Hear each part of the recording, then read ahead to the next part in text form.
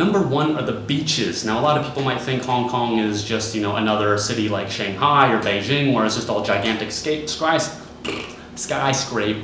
And yes, that's true, it is like that, but there are tons of beautiful beaches around Hong Kong. I'm talking Tai Long Wan, I'm talking Shek O, I'm talking Sai Kung. You can find some really remote places there, like Sai Kung, or you could also go to somewhere place like Shek O, where it's just beautiful blue-green waters. It reminds me a lot of some of the most beautiful beaches in Thailand. There's also places to go surfing there. I remember there was one beach we were on, I can't remember the name of it, Pui O maybe, where there was literally just gigantic water buffalo like walking down the beach. There'd just be like cows come up, and if you have watermelon on your towel, they're just going to come up and eat it, so you do kind of got to be careful of the wildlife there sometimes. But then there's also beaches where there's going to be barbecue pits and 7-Elevens, so you can go get a drink, or places where the kids can play, like playgrounds right on the beach. So there are a lot of cool beaches in Hong Kong, and I really miss them.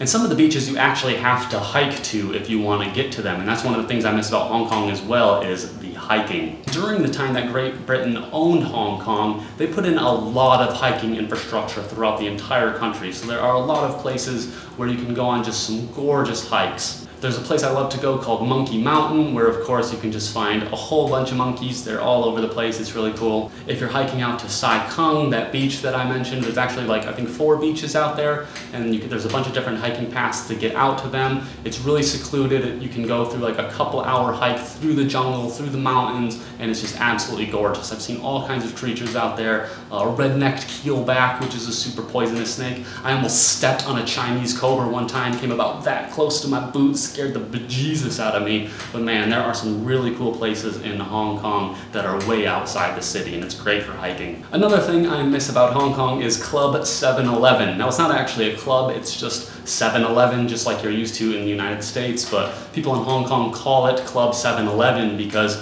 all the 7-Elevens there have a ton of beer for sale, obviously, just like they have soda and water and things like that, but you can buy them by the singles. And Hong Kong is also a place where you can just drink on the street. It's not illegal, so you can walk into any 7-Eleven, grab a Guinness, grab a Budweiser, whatever you like to drink. They'll open it for you right there, and you can walk out the store and just drink wherever you want. So a lot of people just call it 7-Eleven, Club 7-Eleven, and I do kind of miss that. And another thing that I really miss about Hong Kong is the dating scene. It's like 7 or 8 million people that live there, a lot of them from all over the world, a lot of girls from Indonesia and the Philippines. The locals are also all really pretty, although they also do have something called, what is that? What is the name of it? Gongju Bang, which means Hong Kong princess disease. So there is definitely this idea that the girls in Hong Kong kind of feel like princesses and they need to be treated like that. So if you want to avoid that Gongju Bang, there's still a lot of other nationalities that you can date there. So the dating scene in Hong Kong is one of the best in the world, especially if you consider all the awesome places that you can go out to eat. Of course, there's the high-end restaurants or whatever, but there's also really cool things like Tequila Jack's, where you can go and get tacos for like $1 on Tuesdays and get some relatively reasonably priced drinks and things like that. There's also, the light show at night and things like that that you can go out and do. If you have kids like me, my one little daughter, I like to take her to all the playgrounds and the pools and the parks there, and it's actually a really kid-friendly city. And I would say even compared more so than to places like Barcelona. Now, I've lived in both, and in Barcelona I had a really tough time finding really nice parks and things like that to take the kid outside. But in Hong Kong, there's just gigantic playgrounds all over the place filled with kids. The pools are like $1 or $2 to get into, and they're all really nice. So it's a really great place to take your kids as well, and I do miss that. One of the things I miss most about Hong Kong, though, is the food. Oh my God, the food in Hong Kong is so good. Because it's so cosmopolitan, you're gonna get food from all over the world there. I'm just thinking about it right now. Hot pot, Korean barbecue, waffles from the street. Another thing I miss about Hong Kong is how nice the public transportation is. It's really fast to get around anywhere in Hong Kong. There are regular like double-decker buses, but then they also have the mini buses, and then they have their train and subway system, and that's hyper efficient.